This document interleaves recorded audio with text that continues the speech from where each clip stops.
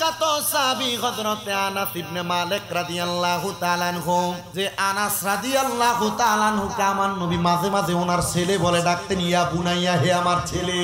সুবহানাল্লাহ পড়েন।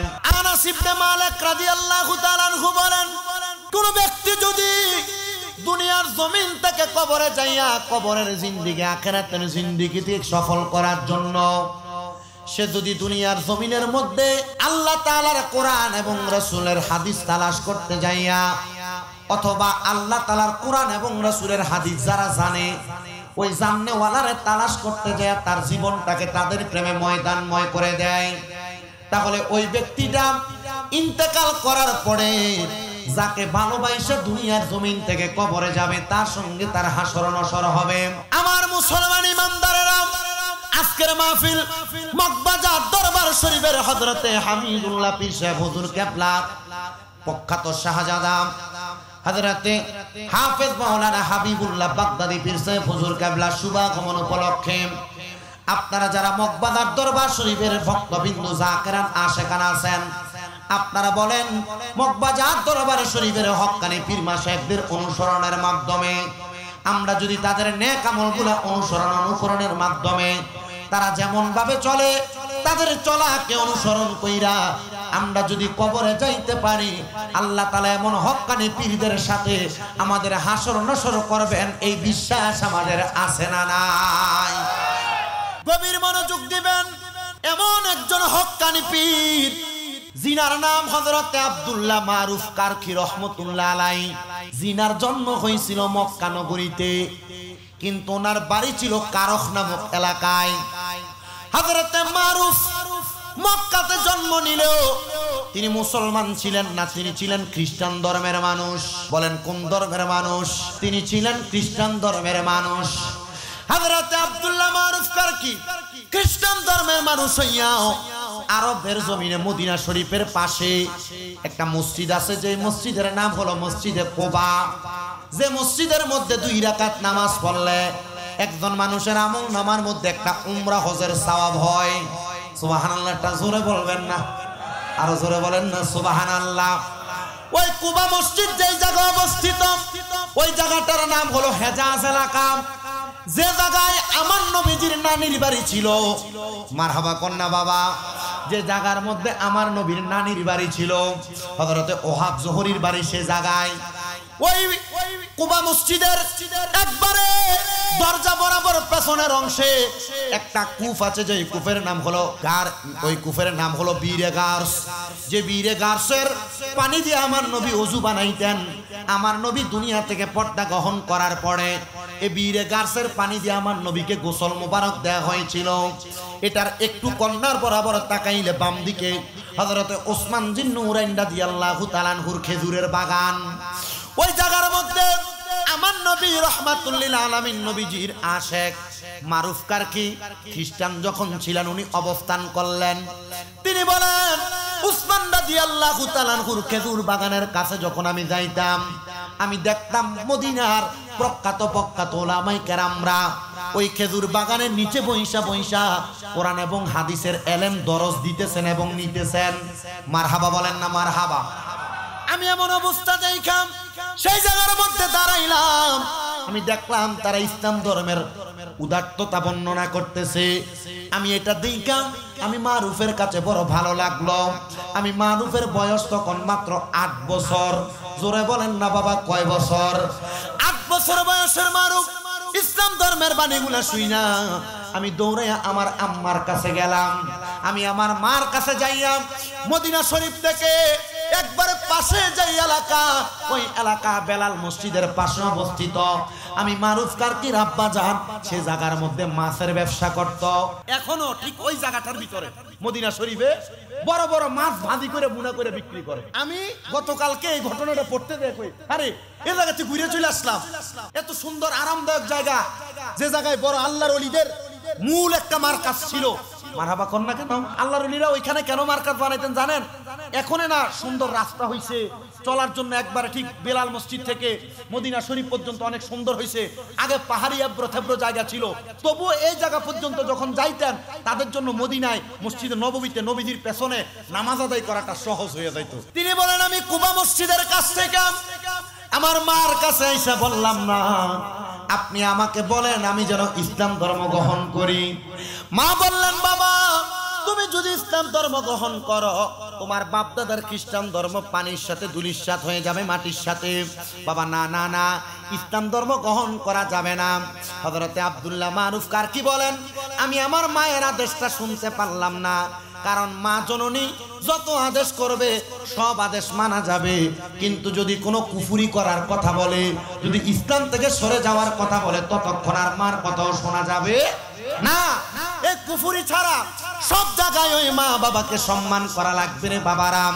এবার আব্দুল্লাহ মারুফ কারকি বলেন, আমি দৌড়াইয়া সে জায়গার মধ্যে যাইয়া হযরতে নুমাদ ইবনে আওয়াদ নামক একজন ব্যক্তির হাতে হাত রাইখা আমি বায়াত গ্রহণ করলাম, মানে এরাদা করলাম, ওয়াদা করলাম, আমি ইসলাম গ্রহণ করলাম। কিন্তু বাড়িতে আসার পরে আমার মার কাছে যখন খবর আসলো, আমার বাবার কাছে খবর আসলো আমি মুসলমান হয়ে গেছি, তারা আমাকে আর তাদের কাছে রাখে নাই। আব্দুল্লাহ মারুফ কারকি বলে, আল্লাহর কসম, ওয়াল্লাহি বিল্লাহি তাআলা, আমি আল্লাহর কসম করে বলি, তখন থেকে 40 বছর পর্যন্ত আমি আব্দুল্লাহ মারুফ কারকি আর আমার বাড়ির মধ্যে আসি নাই। আমার মা বাবা আমাকে এত তালাশ করেছে, এত তালাশ করেছে, তালাশ কইরা কইরা আমি মারুফ কারকিরে তারা 40 বছর পর্যন্ত খুঁজে পায় নাই। আমি মারুফ কারকি যখন 40 বছর পরে তরিকতের ইলম অর্জন করলাম, হক্কানি রব্বানি মাশায়েখে আযমের সফর সঙ্গী হইলাম, এবার আমার মনের মধ্যে একটু মায়ার উদয় হইল। আমি চিন্তা করলাম, আমার মা বাবা আমি ইসলাম ধর্ম গ্রহণ করার কারণে আমাকে পরিত্যাজ্য করেছে, কিন্তু আমি সন্তান আমার মা বাবাকে পরিত্যাজ্য করতে পারবো না। এবার আমি আবার সামদেশ থেকে রওনা করে মদিনাতে গেলাম। আমি যাইয়া দেখলাম আমার মা বাবা ঘরের মধ্যে বড় বৃদ্ধ অবস্থায় অবস্থান করতেছে। আমি ঘরের মধ্যে গেলাম, সালাম দিলাম, আসসালামু আলাইকুম ওয়া রাহমাতুল্লাহ। আমার মা আমার আব্বাজান পেছনের দিকে মাথাটা ফিরাইলেন, কিন্তু বুড়ো হয়ে যাওয়ার কারণে, বয়স্ক হয়ে যাওয়ার কারণে আমার মা বাবা আমি সন্তানকে ভালো করে চিনতে পারতেছে না। আমি একটু মনের মধ্যে আনন্দ রাখলাম, কিন্তু আমার মনে আনন্দ, চোখ দিয়ে বেয়ে বেয়ে পানি পড়তেছে।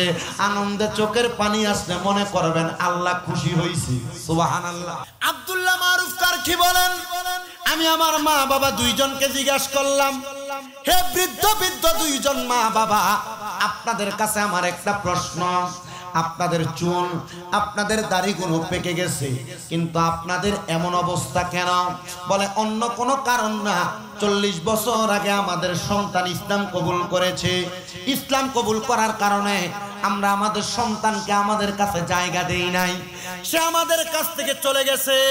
আমি বৃদ্ধ মা এবং তার আব্বাজান ওই 14 বছর আগে যেদিন আমাদের সন্তান আমাদের থেকে বিদায় হয়ে গেছে, আমরা মা বাবা দুইজন ঘুমের ঘরের মধ্যে একটা স্বপ্ন দেখলাম।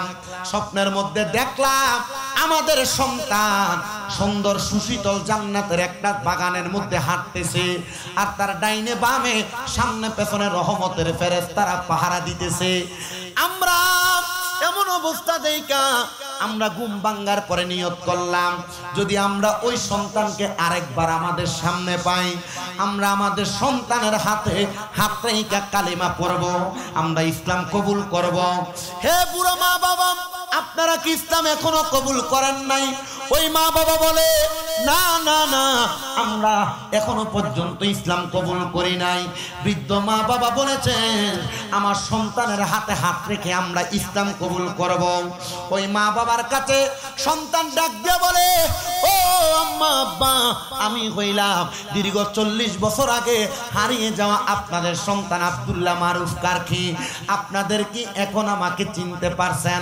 তারা বলে, বয়সের বারে চোখে এখন ভালো দেখি না, এখন আর তোমার তোমাকে চিনি না, যেহেতু তুমি বলেছো আমাদের সন্তান, আয়রে সন্তান আমি মায়ের বুকে আই, আমি আব্বা জানের বুকে আই বইলা হযরতে আব্দুল্লাহ মারুফ কারকিকে ওই বৃদ্ধ দুইজন মানুষ বুকের মধ্যে নিছে। বৃদ্ধ দুইজন মানুষ বুকের মধ্যে নেওয়ার সাথে সাথে এবার হযরতে আব্দুল্লাহ মারুফ কারকি বলে, আমি নজর করে দেখলাম এবার আর বৃদ্ধ দুইজন মানুষ কোনো কথা বলে না, নিঃশ্বাসও ফেলে না।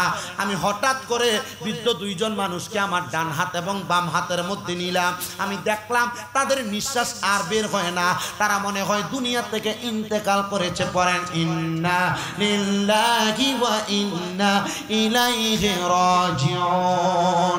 বলেন মানুষ মারা যাওয়ার পরে এমন দোয়া সবার পড়ার দরকার আছে। আর মানুষ স্বাভাবিক এলাকায় কোনো মানুষ অন্যায় করতে পারে, মারা যাওয়ার আগে বিভিন্ন অপকর্ম করতে পারে। এলাকার মানুষ দেখবেন যদি মারা যায় মাইকিং করে। বোদারকান্দি এলাকা নিবাসী আব্দুর রহিমের ছেলে আব্দুল করিম ইন্তেকাল করিয়াছেন, মানুষ সাজোখানে আলহামদুলিল্লাহ মরছে, এলাকার বলাটা হাত লইছে। আছেন এমন লোক, সাবধান। যদি কোনো অন্যায়কারীও মারা যায় আল্লাহর কাছে দোয়া করবেন, আল্লাহ তোমার বান্দা কেমন ছিল তুমি জানো, আল্লাহ সে খারাপ থাকলো আমি তার ভালো বললাম। তিরমিজি শরীফের হাদিস বলে দুনিয়ার মানুষ যদি একটা মৃত ব্যক্তিকে ভালো বলে সম্বোধন করে আল্লাহ তাআলা তাকে ভালো বলে তার কাছে গ্রহণ করে। আর জোরে কন্যা কেন, আর মুহাব্বতে বলেন না সুবহানাল্লাহ। আব্দুল্লাহ মারুফ কারকি বলে এতক্ষণ আমি কান্না করছি মা বাবা দেখার আনন্দে, এখন আমি কান্না করি আমার মা বাবা হারানো ব্যথায়। আজকের মাহফিলে কত সন্তান জানি আছে তাদের মা নাই, কত সন্তান জানি আছেন তাদের বাবা নাই। বাবা মনোযোগ দিয়া শুনবা। আব্দুল্লাহ মারুফ কারকি বলে আমার আব্বা আম্মা যখন ইন্তেকাল করলো, ইন্তেকাল করার পরে আমি আব্দুল্লাহ মারুফ কারকি যেহেতু মুসলমান, আমার মা বাবাকে ইসলাম ধর্মের নিয়ম নীতি অনুযায়ী কাফন পরাইলাম, দাফন করলাম। জানাজার শেষে দাফন কইরা আমি আব্দুল্লাহ মারুফ আল্লাহর কাছে কান্না করলাম, ওগো বেলাগি আমার আম্মা আব্বা দুইজন ইসলাম গ্রহণ করে নাই, তারা মুসলমান না, তারা খ্রিস্টান। আল্লাহ আমার মা বাবার যে আমি ইসলামী শরিয়া মোতাবেক গোসল দিয়া কাফন পরাইয়া জানাজা পড়াইয়া আমি যে দাফন করে দিলাম, আল্লাহ আমার মা বাপরে আমি আমার প্রাপ্ত বয়স থেকে ইজ্জত সম্মান করতে পারি না ইসলামের খাতিরে। মাবুদ রে আমার মা অন্ধকার কবরে, আমার বাবা অন্ধকার কবরে। আল্লাহ আমার মা বাবা কবরের মধ্যে যে শুয়া রইছে, তারা তো ইসলাম কবুল করে নাই, তারা কবরে কেমন আছে আমি বান্দা জানি না। আব্দুল্লাহ মারুফ কারকি বলে ও জগৎবাসী রে, আমি যখন কান্না করতে করতে আমি আমার নামাজের মুসল্লাটার মধ্যে ঘুমিয়ে গেলাম। আমি ঘুমের মধ্যে স্বপ্ন দেখলাম কে জানি আমার আইসা ডাক দিয়া কয় মারুফ রে, মারুফ শোনো, যেই দিন তোমার মা তোমার বাবা তোমার স্বপ্ন দেখা এরাদা করছে তোমার হাতে হাত রাইখা ইসলাম কবুল করব, ওই দিন তোমার মা বাবার ঈমান কবুল হয়ে গেছে, তোমার মা বাবা জান্নাতি। মারুফ চিন্তা করো না, তোমার মতো একটা মুমিন সন্তান থাকতে একটা মা বাবা দুজকে যাইতে পারে না। মারুফ কয় আমার মনে মারে না, আমার মা বাপ কইছে আমার হাতে হাত রেখে ইসলাম কবুল করব, কে আপনি আমার এই খবরটা দিতে আসছেন? আব্দুল্লাহ মারুফ কারকি কয় আমি সাজদা থেকে কান্না করতেছিলাম, হঠাৎ করে আমি আমার মাথাটা উঠাইছি, মাথাটা উঠে দেখি আমার ঘরটা নূরের আলোতে ঝলমল করতেছে। আমি ডাক দিয়ে বললাম কে গো আপনি, আপনার চেহারাটা দেখান না। ওনার চেহারাটা সাদা কাপড় দিয়া ঢাকনা দেওয়া, উনি যখন চেহারাটার কাপড়টা উঠাইছে আমি ওনার নুরানি চেহারা দেখা মাথাটা চক্কর দিয়া মাটিতে পইরা গেছি। আমি জিজ্ঞাসা করলাম এমন নুরানি সুন্দর চেহারা কে আপনি, আপনার পরিচয় কি?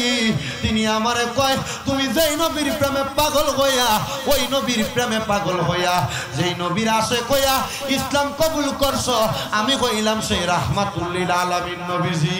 আব্দুল্লাহ মারুফ কয় আমি আমার নবীজির কদম মুবারকে পড়ে গেলাম আর ডাক দিয়া বললাম ইয়া রাসূলুল্লাহ, নবী গো, ইয়া রাসূলুল্লাহ, নবী গো।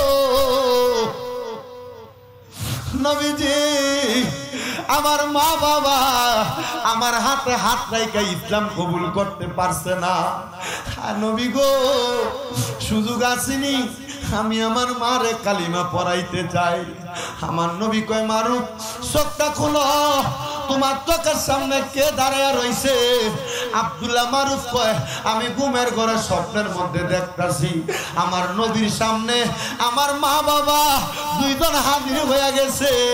আমার নবী কয় এই মুহূর্তে হাতটা ধইরা তাদেরকে কলেমা পড়াও, লা ইলাহা ইল্লাল্লাহু মুহাম্মাদুর রাসূলুল্লাহ সাল্লাল্লাহু আলাইহি ওয়াসাল্লাম।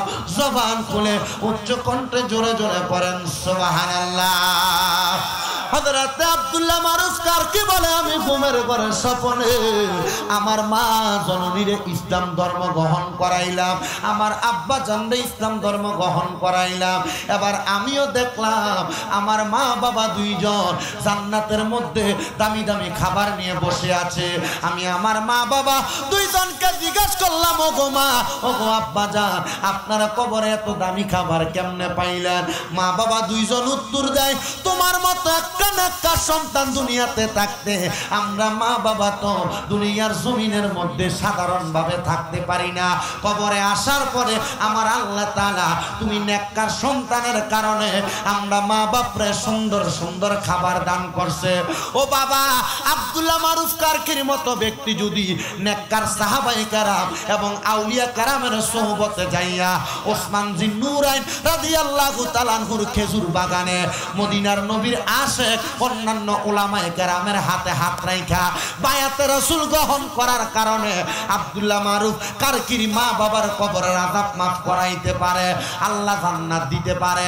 এবার আপনারা বলেন মগবাজারের পীর সাহেব হুজুর সহ যত আউলিয়া কেরাম আছে তাদের হাতে হাত দেওয়ার কারণে আল্লাহ আমরার বংশের কবরের আযাব মাফ করাইতে পারে কি পারে না? মনোযোগ দিবেন, বেশিক্ষণ সময় না, আর মাত্র 10টা মিনিট সময় দেন।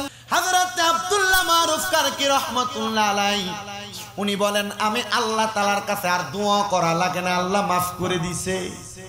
সন্তান রে আজকের মাহফিলে কে বসছো? অনেকে সন্তান আছে যাদের মা নাই, অনেক সন্তান বসছো যারা আছো যাদের জগতের মধ্যে বাবা নাই।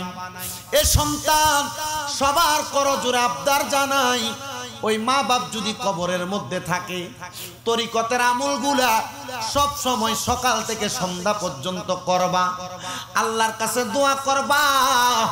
আমার আল্লাহ তাআলা দোয়ার বরকতে তোমার মা বাপরে মাফ করে দিব। আল্লাহর নবী জানিয়ে দেয় কোন সন্তানের মা মারা যাওয়ার পরে, বাবা মারা যাওয়ার পরে ওই সন্তান যদি তার চোখের মণিকোটার মধ্যে একটা মাছির মাথা পরিমাণ পানি ছাইরা দিয়া কান্দে, ওই পানিটা মাটিতে পড়ার আগে আগে আমার আল্লাহ তাআলা তার মা বাবার জীবনের গুনাহ মাফ করে দেয়। এই সন্তান মা বাপ মারা যাওয়ার পরে কান্দা দূরের কথা, এখানে এমন অনেক সন্তান হয়তো আছে মা বাপরে মাটি দিয়ে আসছে কিন্তু মা বাপের কবরটা হয়তো চিনে না। অনেক সন্তান আছে 2 ঈদে নামাজ পড়ে কবর জিয়ারত করে আর পুরা বছর মা বাবার কবরের সামনে যায় না। আবার অনেক সন্তান আছে যারা টাকা পয়সা ইনকাম করে বিবাহ করার পরে মা বাপের এখন খবর লয় না, মা বাপরে জুদা করে দিছে, মা বাপরে আলাদা করে দিছে।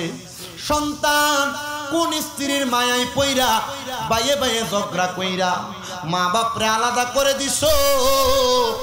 একবার চিন্তা করো, তোমার আব্বা জান সিরা লুঙ্গিটা পইরা সময় কাটাইছে কিন্তু তুমি সন্তান রে দামি জামা কাপড় পরাইছে, জুতার গোড়াটা ক্ষয় হয়ে যাইতো, আব্বাজান দামি কোনো জুতা পরতেন না, তুমি সন্তানরে দামি জুতা কিনা পরাইতো। সন্তান চিন্তা করো, তোমার কাছে টাকার অভাব নাই কিন্তু আব্বাজানরে দামি এক জোড়া জুতা কিনা পরাইতে পারো না।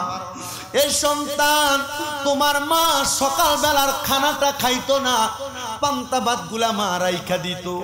মা চিন্তা করতো আমার সন্তান রৌদ্র দিয়ে আসলে পান্তা ভাত খাইলে কলিজাটা ঠান্ডা হবে, আজকে কার জানি এমন মা জননী অন্ধকার কবরে, তোমার মা চিরা জামাটা পরতো, চিরা কাপড়টারে সেলাই কইরা কইরা পরতো, 10-5 টাকা কাপড়ের আসনের মধ্যে বাঁধা রাখতো, তুমি সন্তানকে মার হাতে তুইলা দিত। মা দামি কোনো জামা কাপড় পরে নাই, সন্তান তোমার জন্য আম্মা জান দামি জামা কাপড়ের ব্যবস্থা করছে। আজকে তোমার কাছে লাখ লাখ হাজার হাজার টাকা, তুমি সন্তান তোমার মারে তোমার আব্বারে দামি কোনো জামা কাপড় পরাইতে পারো না। মারে 500 টাকা দিয়ে কিনা একটা কাপড় পরাইতে পারো না। হে সন্তান, কি লাভ হইব তোমার টাকা দিয়া, তোমার পয়সা দিয়া, যদি তুমি তোমার মা বাবার এই টাকা পয়সা দিয়া শান্তি না দিতে পারো। বাইয়ে বাইয়ে ঝগড়া করে মা বাপরে আলাদা করে দিয়া থাকো, দাও। হে আমার এই বুদারকান্দি এলাকার পর্দার অন্তরালের মা বোনেরা, যুবক ভাইয়েরা, মুরব্বী বাবাজিরা, দাও তোমার পাও আমার সামনে দাও, আমি আমার জিব্বা দিয়া তোমার পাও পরিষ্কার করে দিব।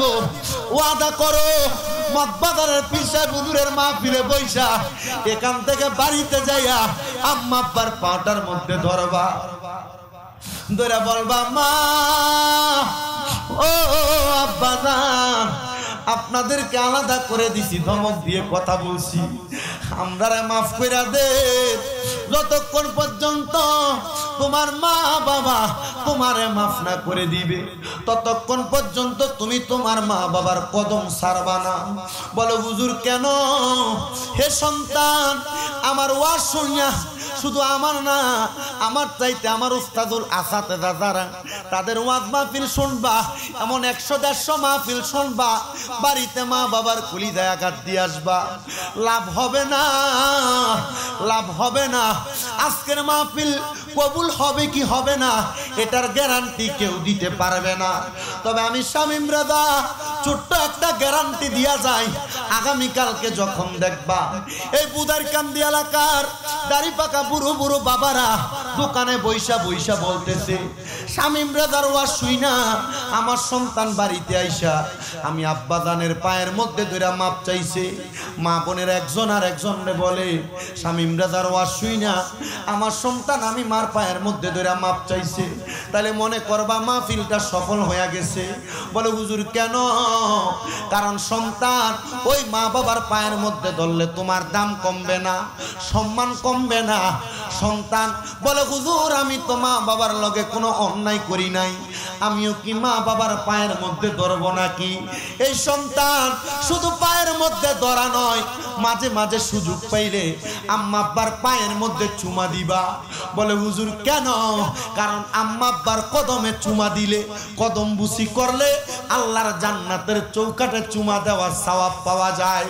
অনেকে চিন্তা করে হুজুর ঠিক আছে বাড়িতে যাইয়া আজকে আমি আমার মার পায়ের মধ্যে ধরে মাপ চাইব, বাবার পায়ের মধ্যে ধরে মাপ চাইব।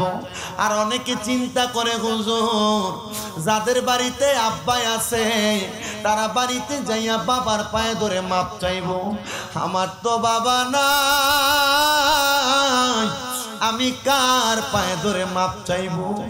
অনেকে চিন্তা করে হুজুর যাদের বাড়িতে মা আছে তারা বাড়িতে যাইয়া মার পায়ে ধরে মাপ চাইব। হুজুর আমার তো মা নাই, আমি কার পায়ে ধরে মাপ চাইব? সন্তান একটু পরে আখিরি মুনাজাত হবে, মা বাপ যদি কবরে থাকে আখিরি মুনাজাতের মধ্যে আল্লাহর কাছে দোয়া করবে, আল্লাহ আল্লাহ আমার মা কবরে, আমার বাবা কবরে, বাড়ির মধ্যে যাইয়া সবাই সবার মা বাবার মুখ দেখবো, আমি আমার মা বাবার মুখ দেখবো না। আল্লাহ গো মাপ চাই তোমার দরবারে, তুমি আমার মার কবরের আযাব মাফ করে দাও। আজকে বুদারকান্দি এলাকার মাহফিল হওয়ার কারণে কত মাইয়ারা বাবার বাড়িতে আসছে, বাড়িতে আইসা আব্বা জানের চেহারাটা দেখছে না। কত মাইয়ারা বাবার বাড়িতে আসছে আইসা মার চেহারাটা দেখছে না। আগে বাড়িতে আসলে আব্বা বলতো মা গো মা একটু ভালো খাবার খাইয়া লও, এখন বাড়িতে আসলে কেউ এই খবর নেয় না। লইব কেমনে? ওই মা বাবা অন্ধকার কবরে, পর্দার অন্তরালে কত মহিলার ওই মা বাবার কথা স্মরণ কইরা কইরা কান্দে। আব্বা যান, আপনাদের কদমের মধ্যে হাত দিয়া বলি, যদি ওই মা বাবা কবরে থাকে, আল্লাহর দরবারে আখিরি মুনাজাতে পীর হুজুরের সাথে দোয়া করবেন। আপনারা বলেন, আমরা সন্তান যদি ওই মা বাবার জন্য দোয়া করি, আমার আল্লাহ তাআলা আল্লাহর ওলিদের নেক নজর নেগায় করমের উসিলায় আমাদের মা বাবার কবরের আযাব মাফ করতে পারে কি পারে না? নেওয়ার সাথে সাথে এখনো মাফ চাই নাই, বান্দার গুনাহগুলা আল্লাহ মাফ করে দেয়।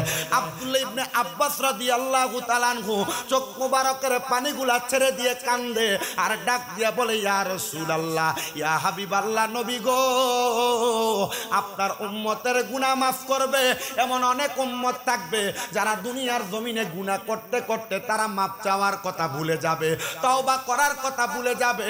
ও আল্লাহর হাবিব মুহাম্মাদুর রাসূলুল্লাহ সাল্লাল্লাহু আলাইহি ওয়াসাল্লাম, নবীজি, আপনার উম্মতের জন্য আপনি অন্য কোনো ব্যবস্থা করবেন নাকি?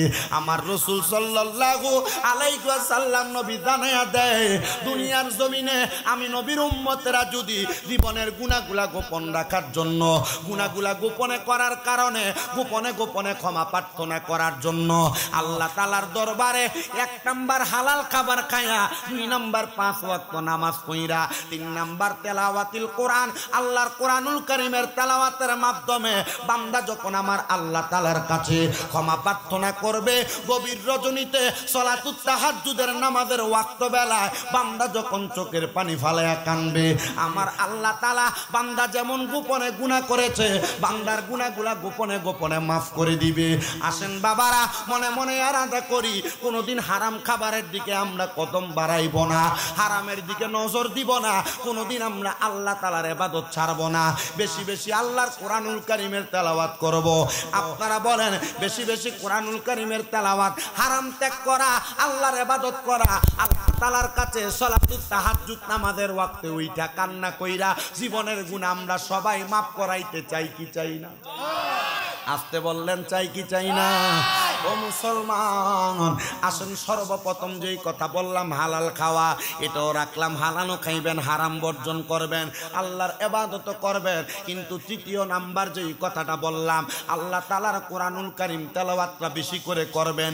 এখানে আমার মনে হয় অনেক মানুষ আছে যারা জীবনে বাস্তবিক সামাজিক জীবন, নিজের সাংসারিক জীবন কাটাইতে যায় আল্লাহর কোরআনটা ভালোভাবে শিখতে পারে নাই, আল্লাহর কোরআন তেলাওয়াত করতে পারে নাই। ওই মানুষগুলাকে একটাবার চিন্তা করে না, ইন্তেকাল করার পরে আমার আল্লাহ তাআলা যদি ওই মানুষটারে কঠিন শাস্তি দেয়, মানুষটা কবরে যাওয়ার পর কঠিন শাস্তির সম্মুখীন হয়ে যাবে। রাসূলে কিবরিয়া মুহাম্মদ সাল্লাল্লাহু আলাইহি ওয়াসাল্লাম নবী আমার জানায়া দেয়, উম্মত, দুনিয়ার জমিনের মধ্যে কেউ যদি আল্লাহ তাআলার কোরআনটারে বেশি বেশি কইরা তেলাওয়াত করে, আমার আল্লাহ তাআলা ওই ব্যক্তির জন্য দুনিয়াতে 5টা পুরস্কার রেডি করে রাখছেন। ইয়া রাসূলুল্লাহ, ইয়া হাবিবাল্লাহ, নবী গো, আমার আল্লাহ তাআলা কোন পুরস্কার কুরা রেডি করে রাখছেন? আল্লাহর হাবিব বলতেছেন, 1 নাম্বার ওই ব্যক্তির জন্য আমার আল্লাহ তাআলা তার হায়াতটাকে বাড়ায়া দেয় কোরআন তেলাওয়াতের মাধ্যমে। কি বাড়ায়া দেয়? ধরে বলেন, কি বাড়ায়া দেয়?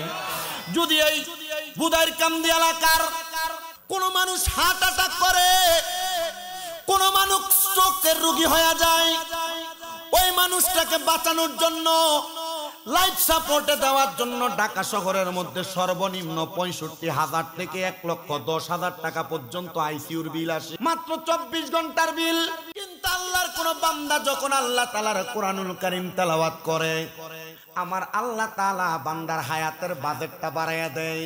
2 নাম্বার, আল্লাহ তাআলার কোন বান্দা যদি আল্লাহ তাআলার কোরআনুল কারীমের তেলাওয়াত করে, আমার আল্লাহ তাআলার ওই বান্দা যদি কঠিন কোন মুসিবতের মধ্যে থাকে, বিপদের মধ্যে থাকে, আমার আল্লাহ তাআলা ওই বান্দাকে কঠিন মুসিবত, কঠিন বিপদ থেকে উদ্ধার করে দেয়। কোরআন তেলাওয়াতের ফজিলতের কথা বলছি, কেননা পর্দার অন্তরালে অনেক মা বোনেরা আছেন যারা আগের জামানায়, পূর্বের জামানায় সকালবেলা গুনগুন করে কোরআন তেলাওয়াত করত, কিন্তু আমার মা বোনেরা এখন আর কোরআন তেলাওয়াত করে না। সকালবেলা কোরআন তেলাওয়াতের গুনগুন আওয়াজের বদৌলতে নাক ডাকার আওয়াজ শোনা যায়। যোগ দেন বাবা, পর্দার অন্তরালের মা, হে মা, আমি আপনাদের কদমে হাত দিয়ে বলি, এখানে যে দাড়ি পাকা বুড়ো বুড়ো বাবারা আছেন, যুবক নওজোয়ান ভাইয়েরা আছেন, পারলে দেন আপনার কদম আমার সামনে দেন, আমি শামীম রাজা আপনার কদমে জিহ্বা লাগিয়ে পরিষ্কার করে দিব। তবুও এরাদা করেন মহান মনিবের সন্তুষ্টির জন্য আপনি আল্লাহ তাআলার কোরআনের সাথে সম্পর্কটাকে একটু পোক্ত করবেন। বলে হুজুর কেন?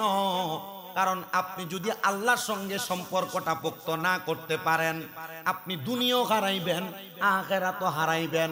এবার আল্লাহর সাথে সম্পর্ক পোক্ত করার কয়েকটা মাধ্যম আমি আমার ওয়াজের মধ্যে বোঝাইয়া দিব। এখনো আমার ওয়াজের প্রারম্ভিকা ভূমিকা চলতেছে। যদি আপনারা ধৈর্য নিয়ে বসেন, আমি চেষ্টা করব আপনাদেরকে একটু বোঝাইয়া বলার জন্য। কোরআন তেলাওয়াতের দুইটা ফজিলতের কথা বললাম। এক নাম্বার আল্লাহ হায়াত বাড়ায়া দেয়, দুই নাম্বার আল্লাহ তাআলা মুসিবত থেকে উদ্ধার করেন, তিন নাম্বার যেই ব্যক্তি কোরআন তেলাওয়াত করে আমার আল্লাহ তাআলা ওই ব্যক্তিকে দুনিয়ার জমিনের মধ্যে কঠিন রোগ বালা মুসিবত থেকে হেফাজত দান করে। জোরে সরে কি বলা যাবে? সুবহানাল্লাহ। আস্তে বলছেন সুবহানাল্লাহ, আর জবান খুলে জোরে পড়েন সুবহানাল্লাহ। কঠিন বিপদ থেকে উদ্ধার করেন। ছোট্ট একটা ওয়াকিয়া কারগুজারি আমি আপনাদেরকে শোনায়া দেই। যখন আল্লাহ তাআলা কোরআন তেলাওয়াতের মাধ্যমে দুনিয়ার বান্দাদেরকে কঠিন রোগ বালা মুসিবত থেকে হেফাজত করে, এই কথাটা এলাকার প্রখ্যাত একজন কোরআনে হাফেজ, যার কণ্ঠ বড় সুন্দর, এই ঘটনা যখন আল্লাহ তাআলার একজন মাকবুল বান্দার কাছে, ওলির কাছে শুনলেন, শোনার পরে বান্দা চিন্তা করলেন রোম দেশের বড় একজন আল্লাহর ওলির কবরের সামনে যায়া উনি যদি ওনার পেটের ব্যথা, কঠিন ব্যথার কারণে উনি রোম দেশের আল্লাহ পাকের ওই বান্দাটার কবরের সামনে যায়া, মাকবারার সামনে যাইয়া, মাজারের সামনে যায়া কোরআন তেলাওয়াত করবে। ওই বান্দা বলেন আমার পেটের কঠিন ব্যথা হওয়ার কারণে আমি সকালবেলা চলে গেলাম রোমের বড় বাদশাহ, বড় আল্লাহর ওলি, বড় আবেদের মাজারের সামনে, যার নাম আসাদুল্লাহিল গালিব। আমি ওনার মাজারের সামনে দাঁড়ায়া দাঁড়ায়া আল্লাহ তাআলার কোরআন তেলাওয়াত করলাম। আহা সমাজের মানুষ আমার দিকে তাকানো, আমি যখন কোরআন তেলাওয়াত করি মানুষ আমার কণ্ঠের বড় পাগল, আমার সুরটার জন্য বড় পাগল। আমি কোরআন তেলাওয়াত কইরা এবার ওখান থেকে চলে আসব, এমন টাইমে হঠাৎ করে দেখলাম কোরআন তেলাওয়াত করার পরবর্তী সময়ে আমার পেটের ব্যথাটা ভালো হয়ে গেছে। মুহাব্বতে বলেন না সুবহানাল্লাহ। আমি কোরআন তেলাওয়াত করার সাথে সাথে বাড়ির দিকে আমি ফিরে আসতেছি, আমার পেটের ব্যথাটা নিবারণ হয়ে গেছে। এবার আমি আবার বাড়িতে আসার পর ওই দিন রাত্রবেলা আমার পেটের মধ্যে আবার একটু ব্যথা উজ্জীবিত হইল, আমার পেটের মধ্যে একটু ব্যথার উপদ্রব হইল। আমি আবার নিয়ত করলাম, আল্লাহ আমি আগামী কালকে আবার তোমার ওই বন্ধুর মাকবারার সামনে যাইয়া কোরআন তেলাওয়াত করব। আল্লাহ তুমি আমার পেটের ব্যথা নিবারণ করে দিও। ওই বান্দা বলে আমি দ্বিতীয় দিন আবার ওই আল্লাহর বান্দা আল্লাহর ওলিটার কবরের সামনে যাইয়া আল্লাহ তাআলার কোরআন তেলাওয়াত করতে লাগলাম। এবার আমি দেখলাম কোরআন তেলাওয়াত অবস্থায় আমার পেটের ব্যথা ভালো হয়ে গেছে। আমি দোয়া করলাম, আল্লাহর ওলির মাকবারার কাছ থেকে, মাজারের কাছ থেকে ফিরে আসলাম। আমি আবার যখন তৃতীয় দিন বাড়িতে গেলাম, রাত্রবেলা আমার পেটের মধ্যে বড় পীড়া, আমার আর সহ্য হইতেছে না। আমি আর সকালের অপেক্ষা করলাম না, আমি ফজরের নামাজের পূর্ববর্তী সময়ে ওই আল্লাহর ওলির মাকবারা মাজারের সামনে যাইয়া আমি কোরআন তেলাওয়াত করতে লাগলাম। কিন্তু ওই দিন যখন কোরআন তেলাওয়াত করি আমি দেখলাম আমার পেটের ব্যথাটা আরো বেড়ে গেছে। আমি আরো কোরআন তেলাওয়াত করি, আমি দেখলাম আমার পেটের ব্যথাটা আরো বেড়ে গেছে। এমন ভাবে আমার পেটের ব্যথা যখন বেড়ে যায় আমি চিন্তা করলাম মনে হয় দিনের বেলা কোরআন তেলাওয়াত করার প্রয়োজন। এবার আমি সকালে ফজরের নামাজ পড়লাম, ফজরের নামাজ পড়িয়া আল্লাহর ওলির মাজারের সামনে দাঁড়ায়া দাঁড়ায়া আমি আল্লাহ তাআলার কোরআন তেলাওয়াত করতে লাগলাম। দেখলাম পেটের ব্যথা শুধু বাড়তেছে। আমি বড় রাগান্বিত হয়ে গেলাম। রাগান্বিত হইয়া আমি একটা চাবুক নিয়া ওই আল্লাহর ওলির কবরের উপরে এক টানা, দুই টানা, টানা তিনটা বাড়ি মারছি, তিনটা বাড়ি। আমি রাগান্বিত হইয়া এবার যখন ওই আল্লাহর ওলির মাকবারা মাজারের সামনে থেকে চলে আসতেছি, এমন টাইমে আমি দেখলাম রাস্তার মধ্যে একটা পাগল ব্যক্তি এব্রো থেব্রো অবস্থায়, শরীরের জামা কাপড়গুলো এত সুন্দর না, মাথার কাপড়গুলো এত সুন্দর না, চুলগুলা এলোমেলো। উনি আমার সামনে আসলেন আর জিজ্ঞাসা করে, হে বান্দা রাগান্বিত হইয়া কোথায় যাও? আমার আল্লাহ তো রাগান্বিত চেহারা পছন্দ করেন না, আমার আল্লাহ তো রাগান্বিত চেহারা পছন্দ করেন না। আল্লাহ তো তোমাকে দুনিয়ার জমিনের মধ্যে সুন্দর সুরত দিয়া দুনিয়াতে পাঠাইছে, তাহলে চেহারা কেন রাগান্বিত? ওই পাগলা ব্যক্তিটা আমারে যখন এই কথা বলল, আমি বললাম রাগান্বিত হওয়ার কারণ হইল আমার 2 দিন পেটের ব্যথা হওয়ার কারণে আল্লাহর ওলির মাকবারা মাজারের সামনে আমি কোরআন তেলাওয়াত করেছি, আমার আল্লাহ আমার পেটের ব্যথা নিবারণ করে দিয়েছে। কিন্তু আমি তৃতীয়বার যখন কোরআন তেলাওয়াত করলাম আর আমার পেটের ব্যথা ভালো হয় না, আমি রাগান্বিত হইয়া ওই বান্দাটার কবরের মধ্যে আমি 3টা বাড়ি দিছি। আমার আর ভালো লাগে না, আমার পেটের ব্যথাটার জন্য সহ্য হইতেছে না, এজন্য আমার চেহারাটা বড় রাগান্বিত দেখা যায়। ওই পাগলা ব্যক্তিটা সামনে আনলেন কোরআনে হাফিজকে, আইনা তার পেটের মধ্যে 1 2 3 করে 3টা থাপ্পড় লাগাই দিলেন। কয়টা থাপ্পড় লাগাইছে? 3টা থাপ্পড় লাগাই দিছে আস্তে আস্তে। এবার ওই কোরআনে হাফেজ লক্ষ্য করে দেখে ওই আল্লাহর বান্দা পাগল ব্যক্তিটার হাতের থাপ্পড় খাইয়া এই বান্দার পেটের ব্যথাটা নিবারণ হয়ে গেছে। এবার ওই কোরআনে হাফেজ পাগল ব্যক্তিটার কদমের মধ্যে লুটে পড়ছে আর ডাক দিয়া কয়, কে গো আপনি? পাগল মানুষ দেখতে এত সুন্দর লাগে না? আল্লাহর নবী কয়, শোনো শোনো শোনো দুনিয়ার মানুষ। ইবনে মাজাহ শরীফ 303 নাম্বার পৃষ্ঠার মধ্যে নবী হাদিস বর্ণনা করতেছে, আনাস ইবনে মালিক রাদিয়াল্লাহু তাআলা আনহু قال قال سمعت رسول الله صلى الله عليه وسلم يقول الا انبئكم بخياركم قالوا بلى يا رسول الله। আল্লাহর নবী বলতেছে, আমি নবী কি তোমাদেরকে ভালো ব্যক্তি সম্পর্কে, জান্নাতের বাদশা সম্পর্কে খবর দিব না? قالوا بلى يا رسول الله, হ্যাঁ আপনি আমাদেরকে জান্নাতের বাদশা সম্পর্কে খবর দেন। আমার নবী বলে, قال رجل ضعيف مستضعف ذو تمرين لا يقبح له لو اقسم على الله لا আবাররা। এমন ব্যক্তি যেই ব্যক্তির শরীরের জামাগুলা হবে এলোমেলো, চুলগুলা হবে এলোমেলো, দেখলে তোমাদের পছন্দ হবে না, তবে লাউ আকসামা আলাল্লাহি লা আবাররা, সে যদি আমার আল্লাহর কাছে কোনো দোয়া করে আমার আল্লাহ ডাইরেক্ট তার দোয়া কবুল করে, ওই ব্যক্তি জান্নাতের বাদশা। এবার হাফেজে কোরআন বলে, আপনি পাগল মানুষ, আপনি দোয়া করার কারণে আমার পেটের ব্যথা নিবারণ হয়ে গেছে। আমি তো ওই কবরের মধ্যে আঘাত করেছিলাম। ওই পাগলটা পিঠের জামাটা উঠাইয়া পিঠের জামাটা ধুইরা দেখাইতেছে, দেখো তো যেই 3টা বাড়ি তুমি কবরের উপরে দিছিলা আমার পিঠের মধ্যে কয়টা দাগ দেখা যায়? এবার হাফেজে কোরআন বলে, আপনার পিঠের মধ্যে 3টা দাগ দেখা যায়। পাগলা ডাক দিয়া কয়, এ কোরআনে হাফেজ, যার কবরে বাড়ি দিছ আমি হইলাম ওই কবরের বাসিন্দা। কবরের বাসিন্দা সামনে এলেন কেমনে? বাল আহিয়াউ ওয়ালাকিন লা তাশউরুন। যারা আল্লাহর রাস্তায় চলে যায় তোমরা তাদেরকে মৃত বলে ধারণা করবে না। মৃত বলবেন তো পরের কথা, আল্লাহ বলছে ধারণাই করবা না। সুবহানাল্লাহ নাই? আল্লাহ বলে যারা আমি আল্লাহর রাস্তায় চলে আসছে তোমরা তাদেরকে মৃত বলে ধারণাই করবা না। আল্লাহ কেন? আল্লাহ বলে বাল আহিয়াউন, কারণ তারা জিন্দা, তারা ইন্তেকাল করেছে বাবে ইনফিয়ালের ওজনে, মারা যায় না, স্থানান্তরিত হয়েছে, জায়গা পরিবর্তন করছে। যদিও তারা মাকবারা মাজারের মধ্যে আছে, তারা ওই জায়গার মধ্যে এমনে নাই। আল্লাহর নবীর হাদিস বলে রে, তারা তাদের মাকবারা মাজারে নামাজ আদায় করে।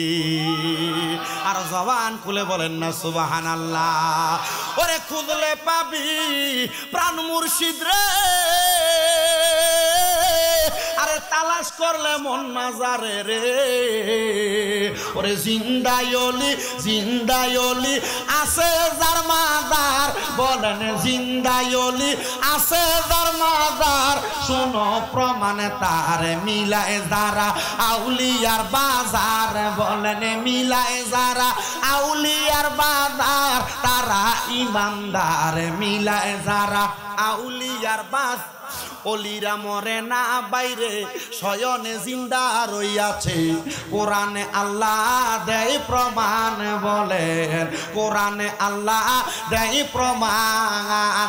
আল্লাহর ওলি জিন্দা থাকে রওজা পাকে নামাজে পড়ে, আল্লাহর ওলি জিন্দা থাকে রওজা পাকে নামাজ পড়ে হাদিসেতে আছে তার প্রমাণ বলেন হাদিসেতে মান তারা ইমানদার মিলায় যারা আউলিয়ার বাজার বলেন মিলায় যারা যার তারা ইমানদার মিলায় যারা।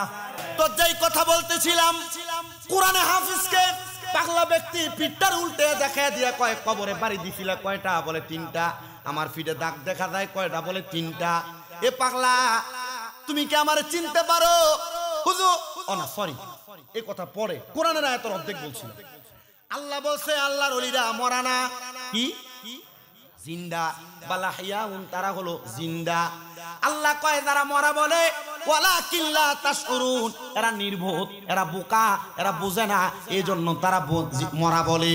এবার আপনারা বলেন আমরা বোকাও না নির্বোধ না আমরা সবাই ওলিদেরকে জিন্দা মানার দরকার আছে না নাই?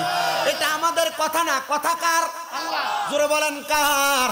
ও বন্ধু মনোযোগ দেন। এবার ওই হাফেজে কোরআন ওনার পায়ের মধ্যে ধরে ফেলছে ডাক দিয়া কই হুজুর আপনি না আপনার মাজারের মধ্যে মাকবারার মধ্যে তাহলে কেমনে আমার সামনে আসলেন? ডাক দিয়ে কই বাবা সামনে আসছি ওলিরা মরে নাই ওলিরা জিন্দা তোমারে বোঝাইয়া দেওয়ার জন্য। বলে হুজুর কেন? আমি কোরআনে হাফেজ আমি কি জানি না? আরে বাবা কোরআনে হাফেজ হইলেই জানে না, জানার জন্য কোরআনটাকে পুঙ্খানুপুঙ্খানুভাবে যাচাই বাছাই করা লাগে, কোরআনের শাব্দিক অনুবাদ জানা লাগে এবং কোরআনের তাফসীরগুলো জানা লাগে। আমি আমার এই বয়সে এখন পর্যন্ত 3টা তাফসীরের কিতাব পরিপূর্ণ শেষ করতে পারি নাই, 3 নাম্বার চলতেছে। তবে আমি যেই 3টা তাফসীরের কিতাব আমি দেখেছি প্রত্যেকটা কিতাবের মধ্যে যাচাই বাছাই করে দেখলাম আউলিয়ারা মরে না, আউলিয়া কেরাম জিন্দা জিন্দা জিন্দা। আল্লাহ তাআলা এই আকীদার উপর আমাদেরকে অটল থাকার তৌফিক দান করুন, জোরে পড়েন আমিন। কিন্তু অনেক জায়গায় দেখা যায় আউলিয়া কেরামের মাজারের উরুসের নাম দিয়া গান বাজনা করে, বেডি দিয়া গান বাজনা করে, বাউল গানের আসর জমায়। আল্লাহর কসম এদের সাথে সুন্নিয়তের কোনো সম্পর্ক নাই, কারণ আউলিয়া কেরাম শিক্ষা দেয় নাই নারী দিয়া বাউল গান করাইবা, উরুস মুবারকের নাম দিয়া গান বাজনা করাইবা। এরা ভণ্ড, এরা বদমাশ, এদের কারণে আউলিয়া কেরামের বদনাম হয়। এবার বলেন আমরা এমন বাউল গান যারা আউলিয়া কেরামের উরুসের নাম দিয়া করে পক্ষে আছেন নাকি? এদের পক্ষে আছেন নাকি? তাহলে মনে রাখবেন এরা ফাক্কা ভণ্ড। জি এরা বালা। যদি মনে করেন এই জায়গায় মগবাজারের ফিরসা বুঝুন না আইসা আবুল সরকারই তো যদি বাউল শিল্পী সব দিয়ে নাচাই দিতে হয় না আপনার থেকে আপনার নাতিপতি যেটি আছে এটাই স্বাধীন। আল্লাহ বোঝার তৌফিক দান করুক। তাহলে যারা মাজারে উরুসের নাম দিয়ে গান বাজনা করে, মহিলা শিল্পী দিয়া নাচায়, বাউল গান করে, এরা কি সুন্নিয়তের সদস্য না ভণ্ড? জোরে কোন এরা কি? আস্তে কইছে রে, জোরে কোন এরা কি? এরা সুন্নিয়তের বদনাম করে, এদের কারণে সুন্নিয়তের বদনাম হয়। আল্লাহ যেন এমন নাখোশ বন্ডদের থেকে আমাদেরকে হেফাজত করে, জোরে বলেন আমিন। হাফেজে কোরআন বলে হুজুর আপনি আমার সামনে আসছেন কারণ কি? ওয়াজের ভূমিকা চলতেছে কিন্তু ওয়াজ এখনো শুরু হইছে না। খিচুড়ি হইছে 5 ডেক, খাওয়াইনা মানুষ হইছে মাত্র 2 ডেক, তাহলে আরো 3 ডেকের মানুষের দরকার। 3 ডেক আমার মা বোন দিয়ে ফুরবো ইনশাআল্লাহ। আল্লাহ কবুল করক, জোরে কোন আমিন। হুজুর আপনি আমার সামনে আসছেন, হুজুর কারণ কি? আপনি কি আমার কারণটা বলতে পারবেন? হুজুর আপনি আমার কারণটা বলে দেন। হুজুর বলতেছে বাবা প্রথম যেদিন তুমি আমার মাকবারার সামনে মাজারের সামনে কোরআন তেলাওয়াত করেছো আমার কাছে বড় ভালো লাগছে।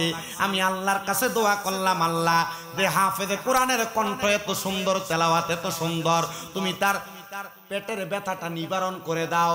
আল্লাহ আমার দোয়া কবুল করছে। প্রথম দিন পেটের ব্যথা ভালো হয়েছে। ও বাবা দ্বিতীয় দিন তুমি যখন কোরআন তেলাওয়াত করছো আমার কাছে তোমার তেলাওয়াতটা বড় ভালো লাগছে। আমি আল্লাহর কাছে দোয়া করলাম ও আল্লাহ আপনি তার পেটের ব্যথাটা ভালো করে দেন। আল্লাহ দোয়া কবুল করছে।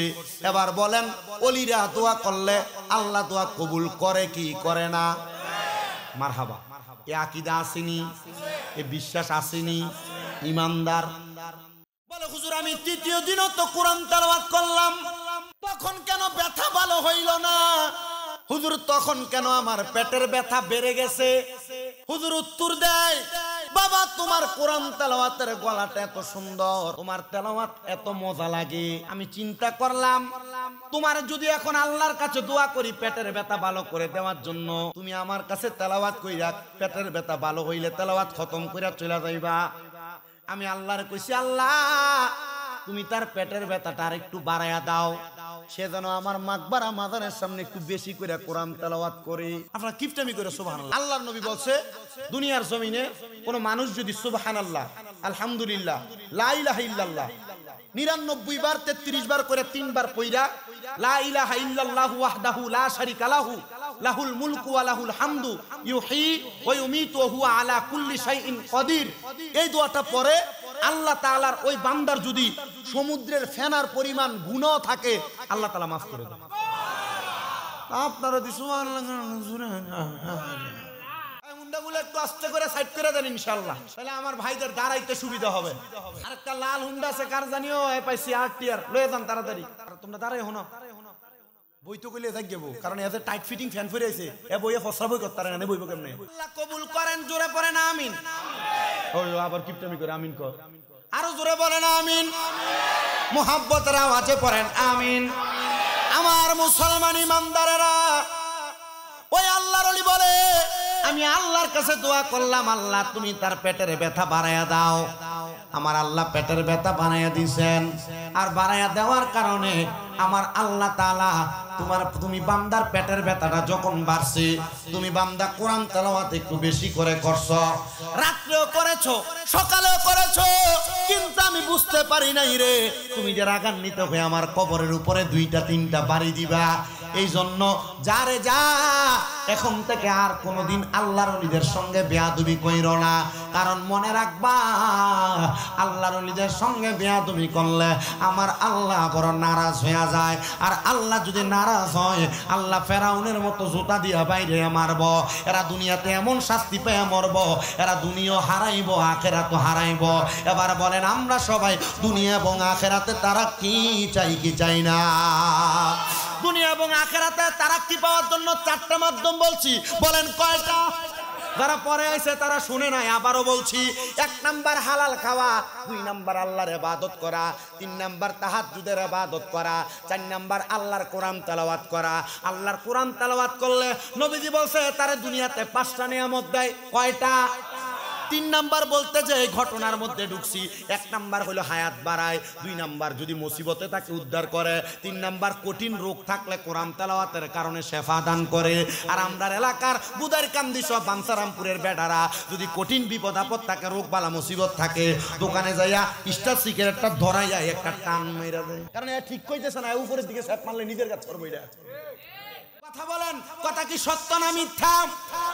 আল্লাহ তাআলা এগুলা থেকে আমাদেরকে হেফাজত করেন, জোরে পড়েন আমিন। কোরআন তেলাওয়াত করলে নিয়ামত দুনিয়ায় কয়টা? আরো জোরে কয় না কয়টা? আল্লাহর নবী ডাক দিয়া কয় 3 নাম্বার কঠিন রোগ বিমার থেকে শেফা দান করে। 4 নাম্বার কেউ যদি আল্লাহ তাআলার কোরআন তেলাওয়াত করে আমার আল্লাহ তাআলা ওই ব্যক্তির রিজিকে বরকত দেয়, ইনকামে বরকত দেয়। ও বন্ধুরে, আপনার কামাই নাই টেনশন করেন, পর্দার অন্তরালের মা বোনেরা যারা শুনতেছেন আপনার স্বামীর ইনকাম নাই আপনি টেনশন করতেছেন, আমি বলবো মা এখন থেকে আল্লাহর কোরআনটা তেলাওয়াত করেন, দেখবেন আমার আল্লাহ তাআলা এমন বরকত দান করবে, এই কোরআন তেলাওয়াতের বরকতে আপনার সম্পদের অভাব থাকবে না। অনেকে বলতে পারে হুজুর আমি তো কোরআন তেলাওয়াত রেগুলারই করি কিন্তু আমার বরকত নাই। আমার জামাই 10 বছর আগে 300 টাকা কামাই করত, এখন মাত্র 500 টাকা কামাই করে। আল্লাহর কসম, আল্লাহর কোরআন তেলাওয়াত কইরা যারা সম্পদের বরকত বাড়ায় তারা 3000 টাকায় যে শান্তি পাইতো তারা 300 টাকায় সেই শান্তি পায়। জবান খুলে জোরে জোরে পড়েন সুবহানাল্লাহ। ইয়া রাসূলুল্লাহ, ইয়া হাবিবাল্লাহ, নবী গো আপনার কাছে জানতে চাই, আপনি দয়াল নবী রাহমাতুল লিল আলামিন নবী বলেন না আমার আল্লাহ তাআলা 5 নাম্বার কোন নিয়ামত দান করে? নবী আমার বলে 5 নাম্বার একজন কোরআন তেলাওয়াতকারী বান্দাকে আমার আল্লাহ তাআলা ঈমানি মরণ দান করে, ঈমানি মরণ। ওগো নবীজি আমরা সবাই ওই ঈমানি মরণ পাইতে চাই। আপনাদের এলাকায় অনেক মানুষ মানুষ মারা যায়, বিছানায় প্রস্রাব করে দেয়, মারা যাওয়ার সময় পায়খানা করে দেয়, নাকে মুখে দিয়ে রক্ত বের হয়, চোখের মধ্যে দিয়ে রক্ত বের হয়, চোখ উল্টে দেয়, জিহ্বায় কামড় দিয়ে মারা যায়।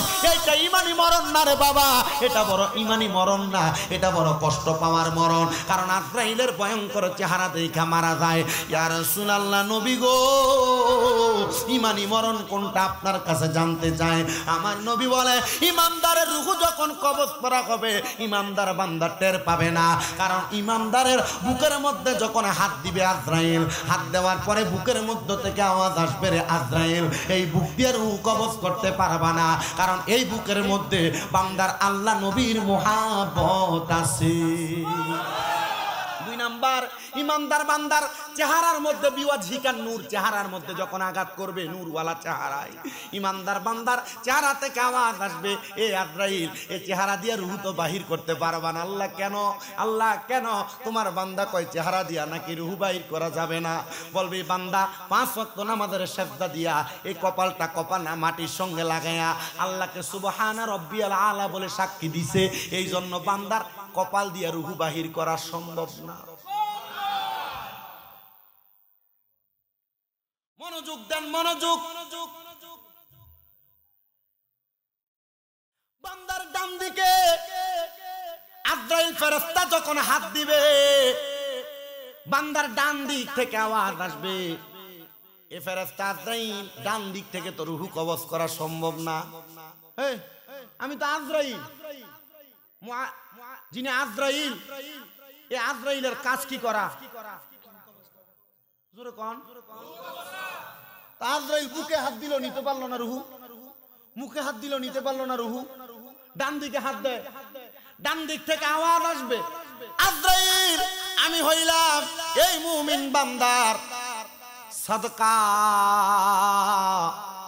এই মুমিন বান্দার রূহ তুমি কবজ করতে পারবা না। এ বন্ধু, হে নবীর উম্মতের দল, একটু মনোযোগ সহকারে শুনলে বুঝতে পারবেন। ইমানদার বান্দা, মুমিন বান্দার বাম দিকে যখন আজরাইল ফেরেশতা থাবা মারবে রূহ নেওয়ার জন্য, ইমানদার বান্দার বাম দিক থেকে আওয়াজ আসবে, রে ফেরেশতা, আমার বাম দিক থেকে তুমি রূহ কবজ করতে পারবা না। কারণ আমি বাম দিকে একটা ফেরেশতা দাঁড়ানো আছি, ওই ফেরেশতা সব সময় এই মুমিন বান্দা মা বাবার খেদমত করার কারণে আমি ফেরেশতা তার আমলনামাগুলা লিখছি, আমি তোমাকে এখান দিয়ে তার রূহ কবজ করতে দিব না। এবার আজরাইল ফেরেশতা আমার আল্লাহ তাআলার কাছে যায় ফরিয়াদ জানাইবে, হে আল্লাহ, বান্দার রূহ কবজ করার জন্য বুক মুখ ডান বাম সব জায়গায় তালাশ করলাম, রূহ কবজ করা যায় না। আল্লাহ কেমনে রূহ কবজ করব? আল্লাহ জবাব দিবে, তোমরা কি জানো না আমার হাবিবে কিবরিয়া বলেছে, যারা মুমিন তারা ইন্তেকাল করার আগে বিকাউলি লা ইলাহা ইল্লাল্লাহ ফাদাখালাল জান্নাহ, যদি জবান দিয়া লা ইলাহা ইল্লাল্লাহ মুহাম্মাদুর রাসূলুল্লাহ পরে তারা জান্নাতে যাবে। আর যারা মুমিন আর রাসূল বলেছে, তারা মরণের আগে কাবলাল মাউতি বিকালিমাতিল লা ইলাহা ইল্লাল্লাহু মুহাম্মাদুর রাসূলুল্লাহ কালিমা পড়বে। হে ফেরেশতা, এই বান্দা ইন্তেকাল করবে, বান্দা তো মুমিন, বান্দা তো কালিমা পড়ে নাই, একটু পরে কালিমা পড়বে, অপেক্ষা করো। এবার ফেরেশতা বান্দার সামনে দাঁড়ায় থাকবে, বান্দা যখন কালিমা পড়বে, বান্দার জবান দিয়ে যে বাতাস বের হবে, ওই বাতাসের সাথে সাথে মুমিনের রূহটা কবজ করে নিয়ে আসবে, বান্দা টের পাবে না। বান্দা কবরে যাওয়ার পর আবার যখন রূহটা ফেরত দেওয়া হবে, বান্দা দেখবে বান্দা জান্নাতের মধ্যে আছে। এবার আপনারা বলেন, আমরা সবাই এমন জান্নাত পাইতে চাই কি চাই না? যারা বলেন চাই কি চাই না? কিন্তু যারা নাফরমান, তাদের রূহটা এমন ভাবে টেনে টেনে ছিঁড়বে, রাবার চিনেননি? রাবার, এটা কি টানলে ছিঁড়ে না বলে বড় হয়? মুমিন বান্দার রূহ অটোমেটিক আজরাইলের হাতে আসবে, কিন্তু রাবারকে টানলে যেমন রাবার টানার মতো লম্বা হয়, এটা স্ট্রেচ হয়, একবারে বেশি টানাটানি করলে এটা ছিঁড়ে। আজরাইল বেঈমান নাফরমান বান্দা, বেআমল বান্দার রূহটার এমনে টানবে। একটা নাফরমান বেঈমান বান্দা চিৎকার করবে।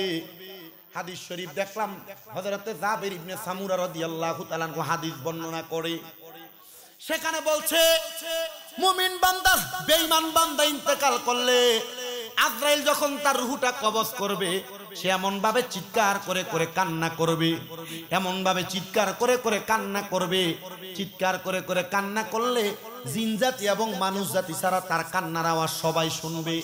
ও মুসলমান, কবরের উপরে দেখবেন মাঝে মাঝে কুকুর যায় দাঁড়ায় দাঁড়ায় কান্দে, কবরের উপরে দেখবেন কুকুর যায় ভাউ ভাউ করে কান্দে ডাকে।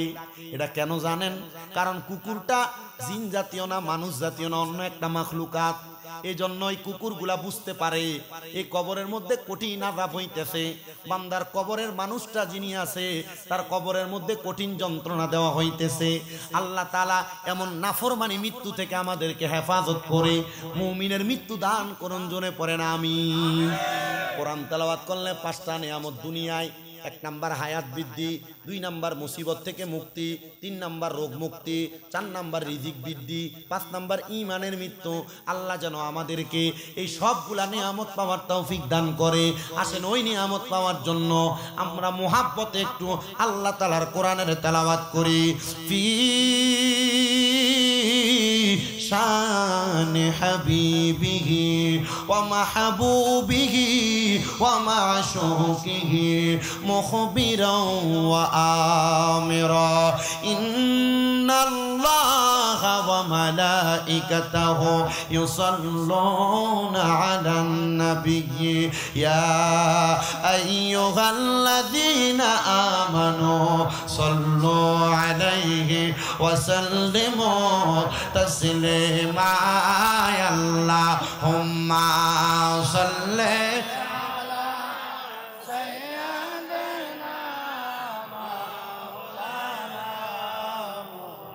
محمد وعلى آله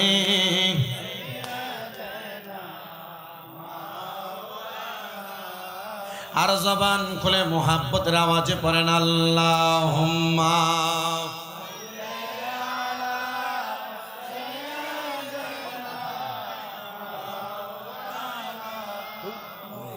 محمد وعلى آله। কষ্ট হয়নি আব্বা? ফান বানাই দিবেন বাবা তাড়াতাড়ি। ওরে লাশটি যখন গরম জলে গোসলেরই পরে বিছানাটা সাজাই দিও খুশবু আতরে। বলেন বিছানাটা সাজাই দিও খুশবু আতরে। পড়বি কোরআন দুরুদ শরীফ কান্না বিলাপে করিস না। কাফনে দিস নবীজির নাম ভুলিস না রে, ভুলিস না। কাফনে দিস নবীজির নাম বলিস না রে, বলিস না। আমি হঠাৎ করে গেলে মোরে, হঠাৎ করে গেলে মোরে কাঁদিস না কেউ, কাঁদিস না। কাফনে দিস নবীজির নাম বলিস না রে, বলিস না। দুলা সাজাই পালকি চড়াই নিবিরে যখন নাতে রাসূল পাঠ করিও ও বৈরাতিগণ। সুবহানাল্লাহ পড়েন না মিয়া। এটা আশিকের রাসূলের আবদার আর কি। আমারও যখন মৃত্যুর পরে তোমরা সাদা মার্কিন কাপড় পরাইয়া পালকিতে চড়ায় নিয়ে যাইবো তখন কান্না কইরো না, বিলাপ কইরো না। আমার পেছনে আর সামনে নবীজির নাতে রাসূল কইরো, কারণ আমি জানি আমার কবরে নবী আগমন করবে। জোরে পড়ি সুবহানাল্লাহ। ওরে দুলা সাজাই পালকি চড়াই নিবিরে যখন নাতে রাসূল পাঠ করিও ও বৈরাতিগণ। নাতে রাসূল পাঠ করিও ও বৈরাতিগণ। দিবি তুলে নবীর কুলে, দিবি তুলে নবীর কুলে কান্না বিলাপ করিস না। কাফনে দিস নবীজির নাম বলিস না রে, বলিস না। কাফনে দিস নবীজির নাম বলিস না রে, বলিস না। আমি হঠাৎ করে গেলে মোরে, হঠাৎ করে গেলে মোরে কান্দিস না কেউ, কাঁদিস না। কাফনে দিস নবীজির নাম বলিস না রে, বলিস না। আল্লাহুম্মা সাল্লি কেউ ওয়াজ করা লাগে মাওলানা মুহাম্মদ ওয়া আলা আলি সাইয়্যিদিনা। অসুবিধা নাই, সব বতাইবো।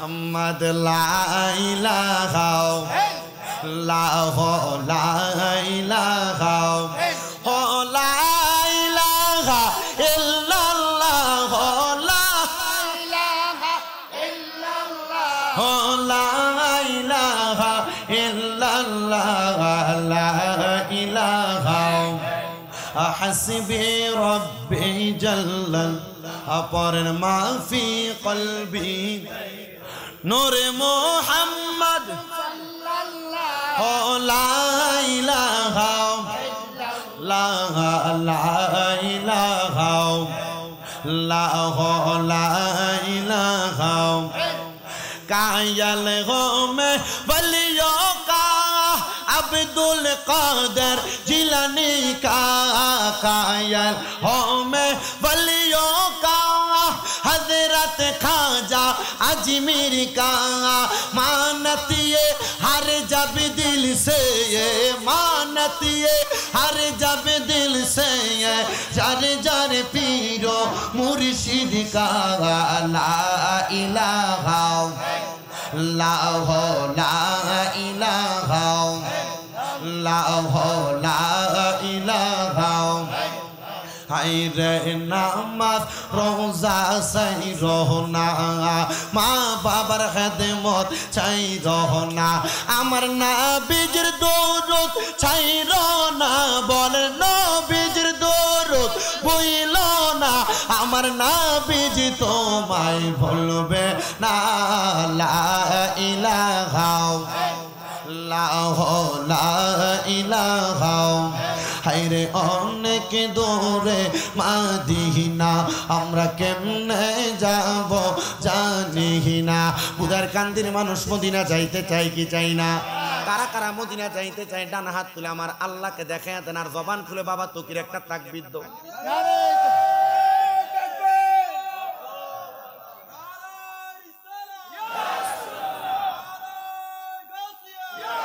আমরা কেমনে কিফটামি করে তাকবীর দেন এটা যে মদিনা আমরা বানসারামপুর ফারনের আগে সাক্কা ফামসার হোমনা ফারনের আগে বাসস্ট্যান্ড মদিনা যাইতে ইমানি আওয়াজ জজবল আওয়াজ দেওয়া লাগবে এতদিন পর্যন্ত নবীর লেগে কাঁদছি অল্প কিছুদিন আগে নবী রওজা মুবারকে গেছি আল্লাহ রসুলের রওজা মুবারকের সামনে যাইয়া যখন হাঁটতেছি আল্লাহ রসুলের রওজা মুবারকের দিকে ফিরে শুধু এতটুকু দোয়া করছি ইয়া রাসূলুল্লাহ আপনার রওজা মুবারক দেখার জন্য অন্তরে বড় আকাঙ্ক্ষা ছিল নবীজি আর মনে আর বড় কোনো আকাঙ্ক্ষা নাই একটা আছে মরার আগে রওজা মুবারক যেহেতু দেখাইছেন আপনার দিদার একবার আমারে দেখাই এতটুক বলছি আর সপ্তম দিন নবীজি রওজা মুবারক জিয়ারত কইরা যখন মক্কার উদ্দেশ্যে যাওয়ার সময় প্রথমে রাসূলের রওজা মুবারকে সালাম দিছি দ্বিতীয়বার এর আগে যে কথা বলছি নবীজি আপনারে দেখতেছে এই কথা বলছি তৃতীয়বার বলছি ইয়া রাসূলুল্লাহ আমি গুনাহগাররে যেহেতু আপনার রওজায় আনছেন বাংলাদেশ সহ সারা পৃথিবীর আনাসে কানাসে আপনার অনেক পাগলরা আপনাকে দেখার জন্য কান্দে নবীজি তাদেরকে মরণের আগে একবার হইলে আপনার রওজায় আইনেন আর যদি না আনেন মরণের আগে একবার আপনার দিদার নসিব করায়েন আল্লাহর কসম এই দোয়াটা বাইতুল্লাহ শরীফের গিলাফে ধরে পর্যন্ত আমি করছি আল্লাহ আমারে আনছেন আপনি সব বান্দাদেরকে আপনি আপনার মক্কায় একবার হইলো আইনেন আপনার মক্কা তাওয়াফ করায়েন রাসূলের রওজা জিয়ারত করায়েন আপনারা বলেন আমরা ওই মক্কা মদিনা দেখতে যাইতে চাই কি চাই না যারা যারা যাইতে চান সোজা করে হাতটা তোলেন এবার আপনাদের তাকবীরটা দৌড়েন ভাগ করে দিলাম আর কি ইয়া রাসূলুল্লাহ জিন্দাবাদ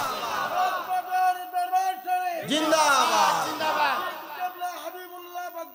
জিন্দাবাদ জোরে বলেন মারহাবা আরো জোরে পড়ি মারহাবা তো মদিনা যাইতে চাই কি চাই না জোরে পড়েন দয়াল আল্লাহ দয়া করেন দয়ালেন নসিব করেন মদিনা